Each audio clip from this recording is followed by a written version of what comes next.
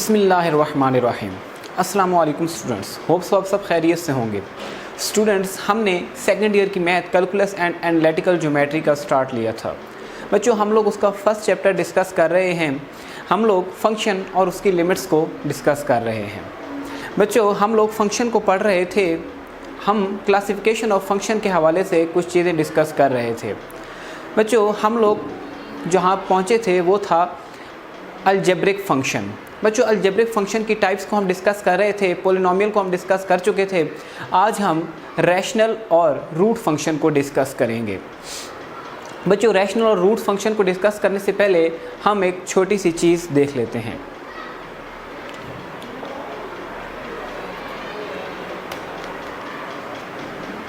बच्चों,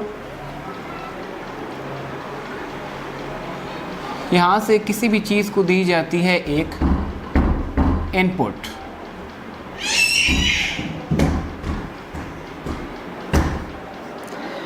यहाँ पर फंक्शन परफॉर्म किया जाता है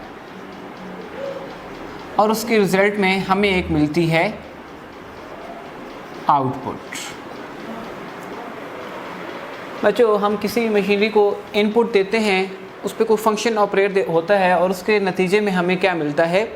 आउटपुट मिलता है। इसकी एक एग्जांपल देख लें बच्चों, क्या होता है कि आपके पास अगर बाइक है तो बाइक में जब आप पेट्रोल को डालते हैं तो रिज़ल्ट में आपको उसकी राइड मिलती है। ऐसा ही है बच्चों, ऐसा ही है ना। इसी तरीके से बच्चों, अगर आप घर का फ़ैन ऑन करते हैं, फ़ैन ऑन करने के लिए आप क्या करेंगे बच्चों? बटन ऑन करेंगे, इलेक्ट्रिसिटी प्रोवाइड करेंगे फ़ैन को, तो उसके नतीजे में आपको क्या मिलेगी? हवा मिलेगी बच्चों। इलेक्ट्रिसिटी आपने फ़ैन को प्रोवाइड की, फ़ैन ने आपको क्या आउटपुट दी बच्चों? हवा, एयर। इसी बच्चों, अगर मैं आपको कहूँ कि अगर आप पंखे में इलेक्ट्रिसिटी की जगह आप पंखे को पेट्रोल प्रोवाइड कर दें तो आपको हवा मिलेगी? या इसी तरीके से मैं अगर आपको बोलूं कि आप पेट्रोल की टैंकी में बिजली प्रोवाइड कर दें तो आपको राइड मिलेगी? यकीनन नहीं मिलेगी। तो इसका मतलब ये है बच्चों कि हमने क्या करना है, हमें ज़रूरी नहीं है कि हम जो मर्ज़ी इनपुट दें तो हमें क्या मिलेगी? कोई ना कोई आउटपुट मिलेगी। इसका मतलब ये है कि हमें रिस्ट्रिक्ट रहना पड़ता है। जो चीज़ जिस तरीके से चलती है हमें वही चीज़ें देखनी पड़ती हैं। जैसा कि पंखा कब चलेगा? पंखे को आप इलेक्ट्रिसिटी प्रोवाइड करेंगे तो चलेगा, अदरवाइज़ आप इसमें पानी डाल दें तो प्रोवाइड करेगा आपको एयर? नहीं प्रोवाइड करेगा। इसी तरीके से बच्चों, मोटरसाइकिल कब राइड देगा आपको? आप उसमें पेट्रोल डालेंगे, पेट्रोल की जगह आप पानी डाल देंगे तो आपको वो राइड कभी भी नहीं देगा। इसका मतलब ये है कि ये जो इनपुट होती है हमारी बच्चों, ये हमारे पास क्या होती है? ये हमारी डोमेन होती है। ये हमारा फंक्शन हो गया और आउटपुट हमारी क्या होती है? रेंज होती है। तो ये जो मैंने दो बच्चों एग्जांपल आपके साथ कोट की, इसका मतलब ये है कि बच्चों पंखे को चलाने के लिए इलेक्ट्रिसिटी की ज़रूरत होगी, पानी की ज़रूरत नहीं होगी। इसका मतलब ये है बच्चों कि हमें अपनी डोमेन को फिर रिस्ट्रिक्ट करना पड़ता है। पंखा सिर्फ़ और सिर्फ बिजली से ही चलेगा बच्चों। अगर आप अपनी डोमेन को चेंज कर देंगे, बिजली की जगह पानी प्रोवाइड कर देंगे, तो इसका मतलब ये है कि फिर पंखा तो नहीं ना चलने वाला। तो इसका मतलब ये है बच्चों कि फ़ंक्शन के लिए ज़रूरी है, हर फंक्शन के लिए उसकी डोमेन क्या होती है बच्चों? चेंज होती है। इसका मतलब ये है बच्चों कि हमें अपनी डोमेन को हर फंक्शन के लिए डिफरेंट करना पड़ता है, रिस्ट्रिक्ट करना पड़ता है। तो फंक्शन की डोमेन बच्चों क्या होती है? रिस्ट्रिक्ट होती है। ज़रूरी नहीं है कि हर फंक्शन की जो डोमेन है वो सेम ही रहेगी, ठीक है। तो इसका मतलब ये है कि डोमेन हमें रिस्ट्रिक्टेड डोमेन होती है बच्चों। हमें देखना पड़ता है कि इस फंक्शन की डोमेन क्या होगी। इसी तरीके से बच्चों फिर उसकी रेंज बनाई जाती है। मेरे ख्याल में आपको ये चीज़ समझ आई होगी। बच्चों, हम चलते हैं अपने असल टॉपिक की तरफ।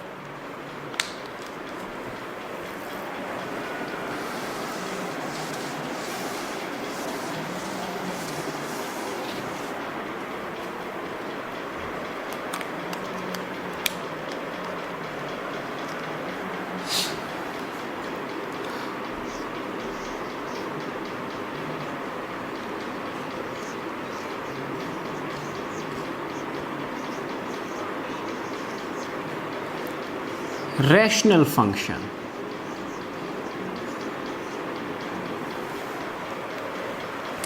बच्चों, रैशनल फंक्शन क्या होता है, इसकी डेफिनेशन हम देख लेते हैं।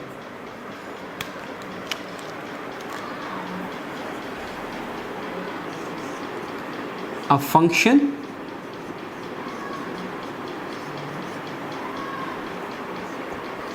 is of the form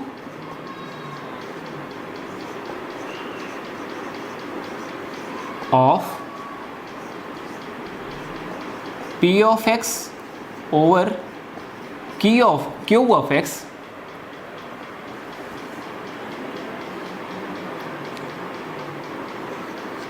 where p of x and q of x are polynomials and q of x not equal to 0 is called rational function.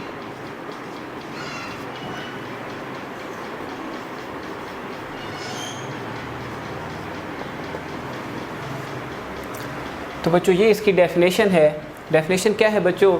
हर वो फंक्शन जो कि p of x over q of x की form में होगा उससे हम क्या बोलेंगे कि वो क्या है, हमारे पास एक रैशनल फंक्शन है। p of x and q of x क्या है बच्चों? ये हमारे पास कोई भी पोलिनोमियल होते हैं बच्चों, और इसमें कंडीशन क्या है कि q ऑफ x को ज़ीरो नहीं होना चाहिए। बच्चों यहाँ पे जाहिर है कि q ऑफ x अगर कोई पोलिनोमियल डिनोमिनेटर में है और वो ज़ीरो है, ठीक है, अगर वो ज़ीरो है तो फिर डेफिनेटली समथिंग ओवर ज़ीरो, ये तो अनडिफाइन हो जाएगा, तो q ऑफ x को ज़ीरो नहीं होना चाहिए। इसकी एग्जांपल देख लेते हैं बच्चों। एक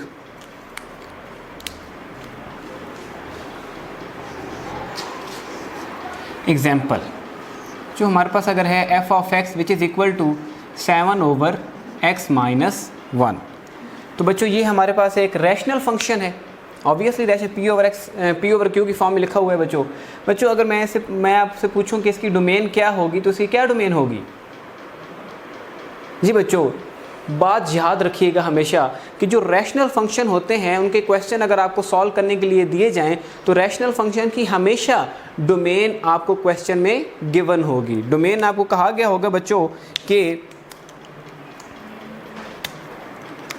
क्वेश्चन में गिवन होगा बच्चों, नॉर्मली गिवन होता है x नॉट इक्वल टू 1, तो ये इस फंक्शन की डोमेन होगी बच्चों। x नॉट इक्वल टू 1, देखिए अगर हम x is equal to 1 put कर दें यहाँ पे तो 1 माइनस 1 ज़ीरो हो जाएगा, और हमने डेफिनेशन में पढ़ा है कि q ऑफ x को ज़ीरो नहीं होना चाहिए, मतलब जो डिनोमिनेटर में टर्म होती है उसको ज़ीरो नहीं होना चाहिए। तो यहाँ पे डोमेन हमें ऑलमोस्ट हर क्वेश्चन में रैशनल फंक्शन की गिवन होती है x नॉट इक्वल टू 1, तो ये इसकी क्या हो गई?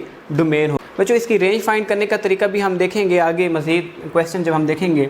इसी तरीके से बच्चों एक और एग्जांपल हम देख लें, f of x which is equal to x minus 1 over x plus 3। बच्चों ये भी हमारे पास क्या है? एक रैशनल फंक्शन है। अगर मैं आपको बोलूँ कि इसकी डोमेन क्या होगी तो ये भी आप इजीली बता सकते हैं कि x not equal to minus 1, तो ये इसकी क्या होगी? डोमेन। देखिए माइनस 1 आप पुट करेंगे यहाँ पर, डिनोमिनेटर क्या हो जाएगा? ज़ीरो हो जाएगा, तो इसका मतलब ये है कि इसकी जो डोमेन में है वो -3 शामिल नहीं होगा। इसी तरीके से एक और एग्जांपल दे सकते हैं रैशनल फंक्शन की, which is equal to x square minus 16 over x plus 4। बच्चों देखें ये भी हमारे पास एक रैशनल फंक्शन है। अगर मैं कहूँ कि इसकी डोमेन क्या होगी तो इसकी डोमेन भी क्या होगी बच्चों? x not equal to -4। बच्चों इसमें तमाम रियल नंबर इन्वॉल्व होंगे, इनमें तमाम, देखिए पहला फंक्शन इसमें तमाम रियल नंबर इन्वॉल्व होंगे लेकिन 1 शामिल नहीं होगा। इसमें भी तमाम रियल नंबर शामिल होंगे लेकिन -1 शामिल नहीं होगा। इसमें भी तमाम रियल नंबर शामिल होंगे लेकिन -4 शामिल नहीं होगा। बच्चों हम लोग रैशनल फंक्शन के लिए डोमेन और रेंज फाइंड करना सीखते हैं। आइए चलते हैं, इनके लिए पहले केस डिस्कस करेंगे।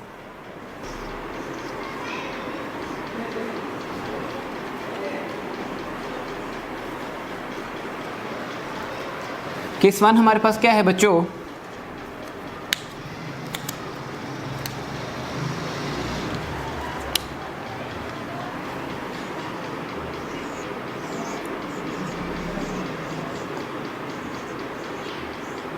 Constant over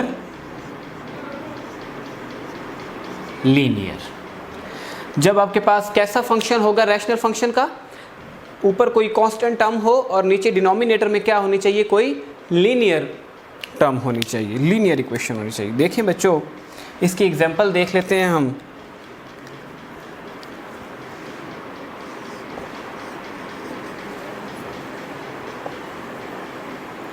f of x which is equal to 7 over x plus 1।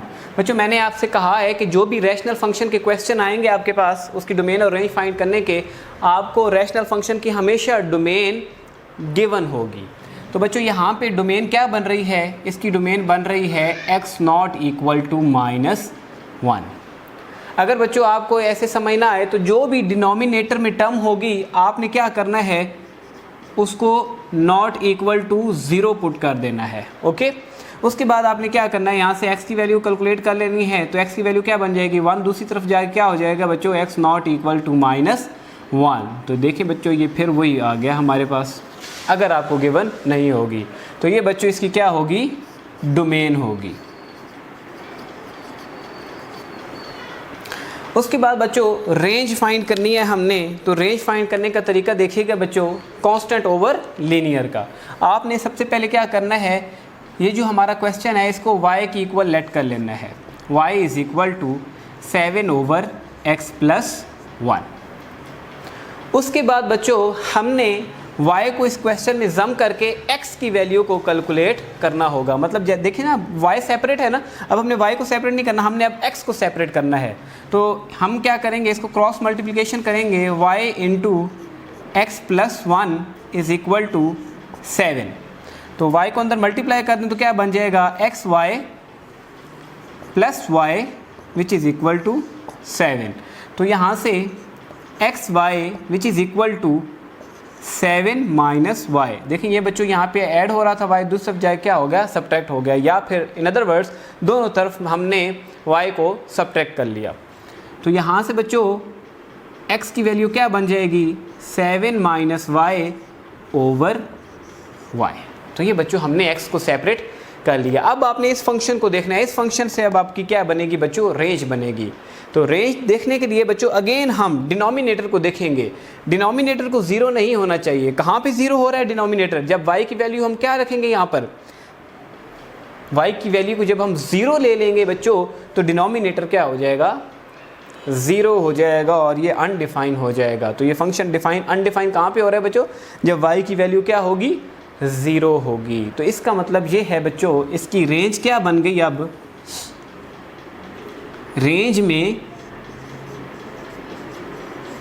0 नहीं आना चाहिए। जब 0 नहीं आना चाहिए तो तमाम रियल नंबर होंगे, लेकिन उसमें से हम क्या निकाल देंगे, 0 निकाल देंगे। बच्चों आपको मेथड समझ आया, क्या करना है आपने, रेंज के लिए फंक्शन को y की इक्वल लेट करके उसको x के लिए सॉल्व कर लेना है। फिर जो एंड पे फंक्शन होगा उसके डिनोमिनेटर को देखना है कि वो कहाँ पे 0 हो रहा है। तो ये y कहाँ पे 0 हो रहा था, जब वैल्यू y की इक्वल टू 0 ली जा रही थी। तो इसका मतलब ये है कि हम 0 नहीं ले सकते इसकी रेंज में।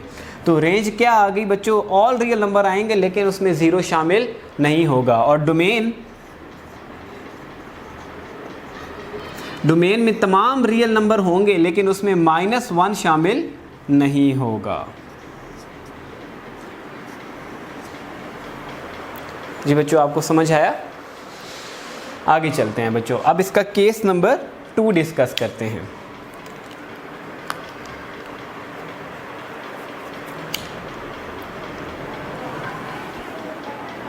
नॉर्मली बच्चों अगर आपके पास MCQs में ऐसा क्वेश्चन आ जाए लीनियर ओवर कांस्टेंट का, तो मेरी बात याद रखिएगा हमेशा कि डोमेन भी बड़ी आसान है फाइंड करना कांस्टेंट ओवर लीनियर की, और हमेशा रेंज में बच्चों, हमेशा लीनियर ओवर कांस्टेंट की हमेशा रेंज में 0 नहीं होगा। हमेशा क्या होगा बच्चों, कांस्टेंट ओवर लीनियर की रेंज क्या होगी, ऑल रियल नंबर -0। ये बात याद रहेगी बच्चों, ये MCQs के लिए आपको हिंट दे रहा हूँ, शॉर्टकट बता रहा हूँ कि हमेशा कांस्टेंट ओवर लीनियर की रेंज क्या होगी, all real number accept 0। Case number 2।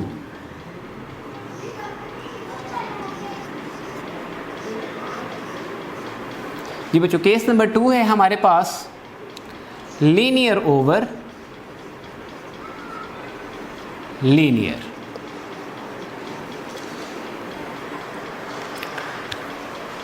तो बच्चों केस नंबर 2 है हमारे पास लीनियर ओवर लीनियर। इसकी हम एक एग्जांपल देख लेते हैं। f of x which is equal to x plus 3 over 2x plus 1। तो बच्चों नॉमिनेटर में भी हमारे पास लीनियर टर्म है, डिनोमिनेटर में भी हमारे पास लीनियर टर्म है। बच्चों मैंने क्या कहा था कि हमेशा आपको डोमेन गिवन होगी रैशनल फंक्शन की। अगर गिवन नहीं है तो आप डोमेन कैसे फाइंड करेंगे? जो डिनोमिनेटर में टर्म होगी बच्चों उसको हम equal to not equal to 0 रख देंगे। ओके, इसमें से अब हमने इसको x की वैल्यू को कैलकुलेट करना है, तो ये आ जाएगा 2x not equal to -1 and x not equal to -1/2। तो बच्चों इसकी डोमेन में क्या चीज़ शामिल नहीं होगी? x not equal to -1/2। तो बच्चों इसकी डोमेन क्या बन जाएगी? Set of all real number except -1/2। तो अब हमने इसकी रेंज फाइंड करनी है। बच्चों सेम उसी तरीके से मैंने क्या कहा था कि रेंज फाइंड करने के लिए आपने अपने फंक्शन को y के इक्वल लेट करना है। तो हमने अपने फंक्शन को y के इक्वल लेट कर लिया।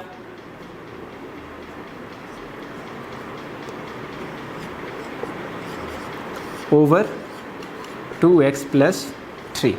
अब इसको हमने x के लिए सॉल्व करना है। क्रॉस मल्टीप्लिकेशन करें।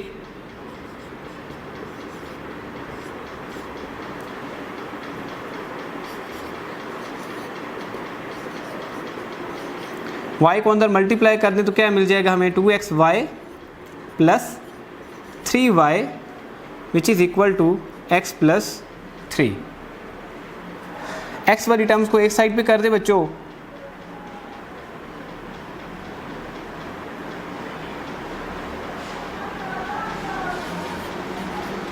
(2xy) plus minus x which is equal to 3 minus 3y। इसमें से बच्चों x कॉमन आ रहा है हमारे पास, तो x को कॉमन निकाल लें। x into 2y minus 1 which is equal to 3 minus 3y।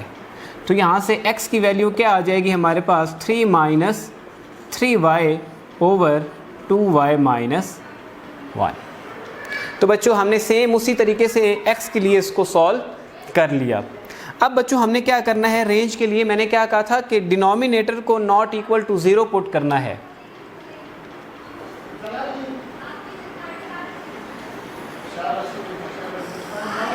तो डिनोमिनेटर में टर्म हमारे पास क्या है? 2y minus 1। इसको हम कहेंगे not equal to 0, then 2y is equal to not equal to 1।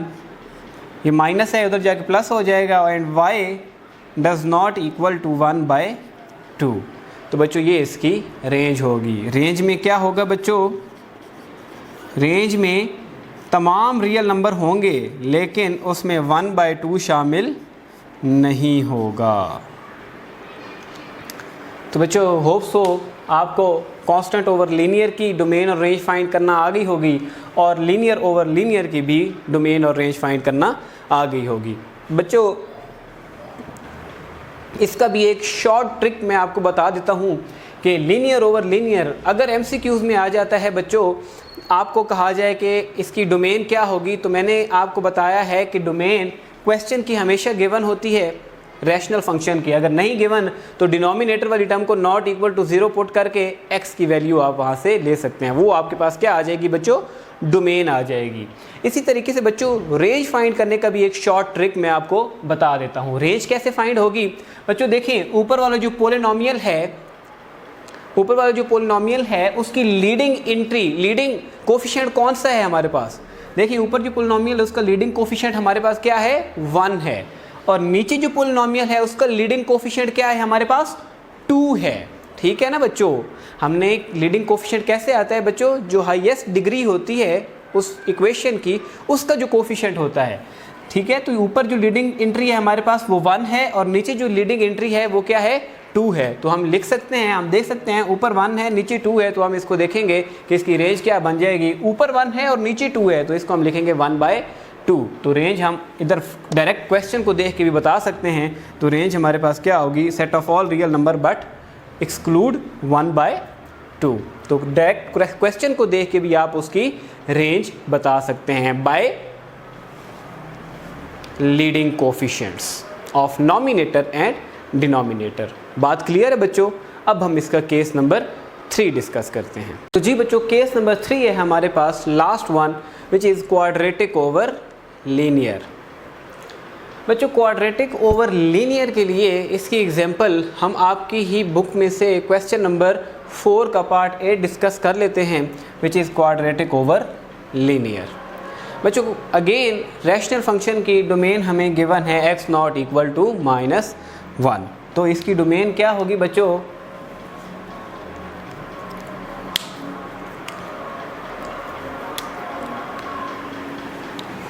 इसकी डोमेन होगी बच्चों set of all real number accept -1। अब बच्चों हमने इसकी फाइंड करनी है रेंज। तो रेंज के लिए बच्चों क्वाड्रेटिक ओवर लीनियर के लिए सबसे पहले आपने जो क्वाड्रेटिक इक्वेशन होगी उसके फैक्टर बना देने हैं। तो हम इसके फैक्टर बना लेते हैं बच्चों।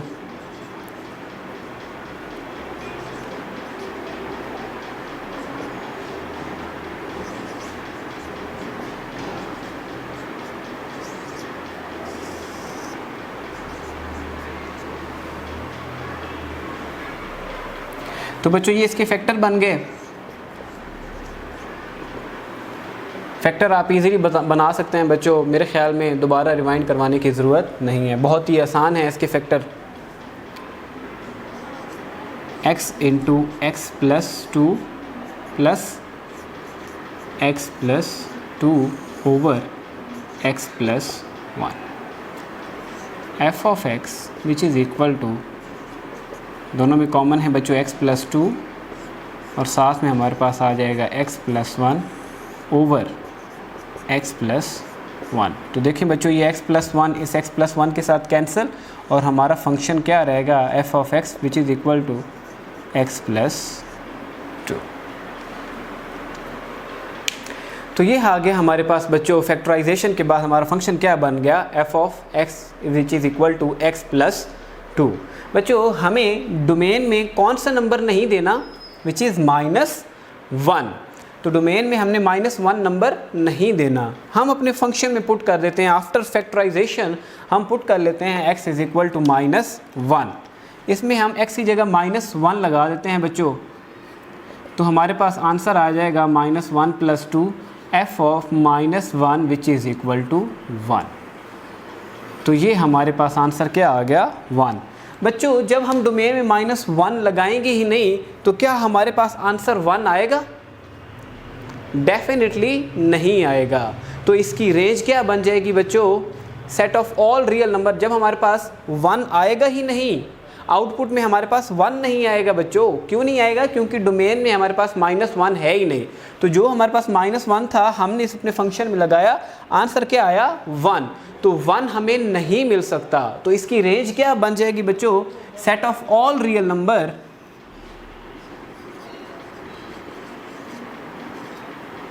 रेंज हमारे पास आ जाएगी बच्चों set of all real number accept 1। हमें अपनी आउटपुट में 1 नहीं मिल सकता।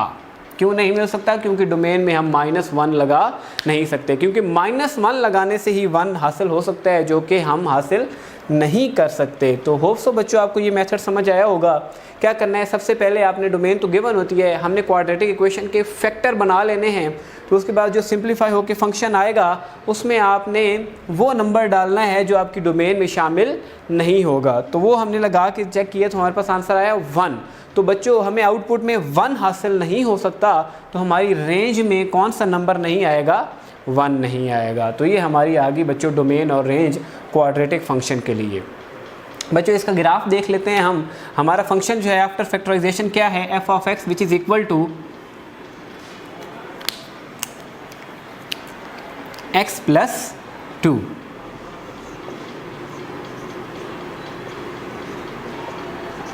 अपनी बुक में बच्चों करेक्शन कर लीजिएगा, यहाँ पे आपकी बुक में माइनस है तो ये प्लस है, प्लस लगा लीजिएगा।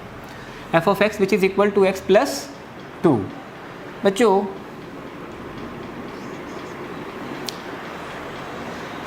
इसमें देखें बच्चों हमारे पास ये जो -1 और 1 है, बच्चों देखिए हम x की वैल्यू को अगर -1 लगाएं तो हमारे पास y की वैल्यू क्या आ रही है, 1 आ रही है। तो -1 पे हमारे पास x की वैल्यू -1 पे हमारे पास y की वैल्यू क्या आ रही है, 1 आ रही है। बच्चों ये दोनों पॉइंट्स हमारे फंक्शन में, हमारे ग्राफ में शामिल नहीं होंगे और इन पॉइंट्स को हम क्या कहते हैं बच्चों, ब्रेक पॉइंट। यहाँ पे हमारा ग्राफ क्या हो जाएगा, ब्रेक हो जाएगा, क्योंकि ये दोनों पॉइंट हमारे ना डोमेन में शामिल हैं ना ही रेंज में शामिल हैं। सॉरी, इन दोनों पॉइंट में से एक हमारी डोमेन में शामिल नहीं है और एक हमारी रेंज में शामिल नहीं है। तो इन दोनों पॉइंट्स में हमारा जो ग्राफ है वहाँ पे हमें ब्रेक मिलेगा। तो देखिए इसको दूसरे पॉइंट्स में चेक कर लेते हैं बच्चों। x की वैल्यू यहाँ पे 0 पुट करें तो हमारे पास x की वैल्यू 0 पुट करने से y की वैल्यू क्या आ जाएगी, 2 आ जाएगी। x की वैल्यू -1 पुट करने से क्या आ जाएगा बच्चों, x की वैल्यू -1 पुट करेंगे तो यहाँ पे हमारे पास y की वैल्यू क्या आ जाएगी, 1 आ जाएगी। इसी तरीके से x की वैल्यू 1 पुट करने से y की वैल्यू हमारे पास 3 आ जाएगी। इसी तरीके से x की वैल्यू 2 पुट करने से y की वैल्यू क्या आ जाएगी, हमारे पास 4 आ जाएगी। तो बच्चों इसके पॉइंट्स हमारे पास आ गए -1 एंड 1, x की वैल्यू -1 देख लेते हैं बच्चों। तो ब्रेक पॉइंट हमारा कौन सा है बच्चों, ब्रेक पॉइंट है हमारा -1 एंड 1, x की वैल्यू -1 और y की वैल्यू हमारे पास क्या है वहाँ पे 1। तो ये हमारे पास ब्रेक पॉइंट है। उसके बाद दूसरा पॉइंट है हमारे पास 0 एंड 2। दूसरा पॉइंट हमारा ये आ गया। तीसरा पॉइंट है हमारे पास बच्चों -1 एंड 1।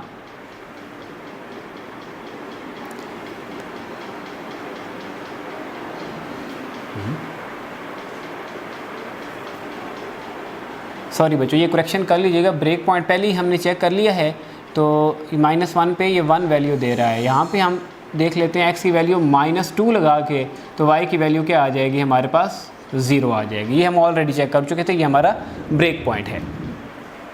उसके बाद हमारा दूसरा पॉइंट है -2 एंड 0। तो ये आ गया हमारे पास -2 एंड 0। बच्चों इन पॉइंट्स को, ये जो पॉइंट्स आ रहे हैं इनको जब हम ज्वाइन करेंगे तो हमारे पास एक ऐसी लाइन ड्रा हो जाएगी।